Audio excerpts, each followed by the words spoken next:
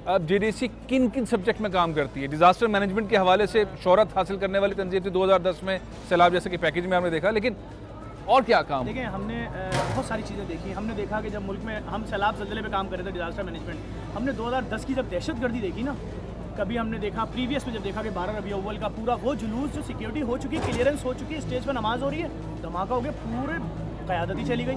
हमने देखा नश्तर पार्क में हमने देखा 10 मुहर्रम का जुलूस, वहाँ पर सबिलों के ट्रक के परमिट बने हुए हैं, वहाँ पर जो भी ज़ियारतें आ रही हैं उनके परमिट बने हुए हैं, गलियाँ सील हैं, दुकानें सील हैं, मेन मरकज़ पे धमाका हुआ, 200 लोग मर गए। हम देख रहे हैं क्रिश्चियनों के चर्चों में धमाके, तो हमने इसको डिजास्टर मैनेजमेंट में ही काउंट किया दहशतगर्दी को, और हमने सबसे पहले ऐलान किया कि दहशतगर्दी के शिकार अफराद का जिस हद तक हम इलाज करा सकेंगे हम इलाज भी कराएंगे, उनकी उस महरूमी को दूर करेंगे। अगर तुम्हारी टांग ज़ाया हो गई, प्लास्टिक की टांग लग रही है। बेसिक आइडिया ये था कि जो दहशतगर्दी से मुताल्लिक बाद में जो एक डिजास्टर होता है उसको मैनेज करने के लिए आपने किया। देखिए ना, मैं अगर एक किसी भी आदमी जो जिसका जिस्म के आज़ा डैमेज हो गए, स्पाइनल कॉर्ड डैमेज हो गया है, अगर मैं उसको व्हील चेयर तक ले आऊँ, मरने से बचा लूँ, कि उसको बेड सोर हो और वो मर जाए, मैं उसको व्हील चेयर तक ले आऊँ, तो मैंने बड़ा काम कर दिया। और ये वो काम है पाकिस्तान में, अगर आप किसी से बोलें धमाका हो गया रेस्क्यू करने चलो, वो कहता है मुझे दूसरे धमाके में मरना नहीं है। अच्छा, फिर मेरे मुल्क में जो रेस्क्यू इदारे हैं, सिवाय एक एम्बुलेंस ऐसी है जिसके अंदर रेस्क्यू टीम होती है, आप जिस एम्बुलेंस को कॉल करेंगे उसमें एक मजदूर गाड़ी चला रहा होता है, बस उसको नहीं पता कुछ कोई भी। रेस्क्यू का कॉन्सेप्ट नहीं है भाई। अमन फाउंडेशन वाले एक प्रॉपर काम कर रहे हैं। वो भी हिम्मत उनकी हार गई, तो अब वो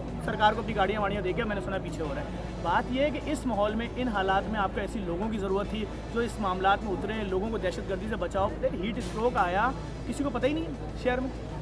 पहली वीडियो मैं डालता हूँ कि जी मैंने फैसल ईदी साहब को फ़ोन किया, वो बताते हैं जी ईदी होम भर चुका है, लाशें रखने की जगह नहीं है, अस्पतालों की इमरजेंसी, अस्पतालों की जो मॉर्चरी है उसके अंदर बर्फ़ की सिलें रखी हुई हैं। इस सारे सिनेरियो के अंदर आपके साथ कराची की सिटी गवर्नमेंट, सूबाई हुकूमत, पाकिस्तान पीपल्स पार्टी की या वफाक की, पहले मुस्लिम लीग नून की, उससे पहले पीपल्स पार्टी की और अब पीटीआई की, कोई कोऑर्डिनेशन करता है, कोई रब्ता करता है? आप उन्हें बताते हैं ये चीज़ हमें चाहिए या कोई ऐसा?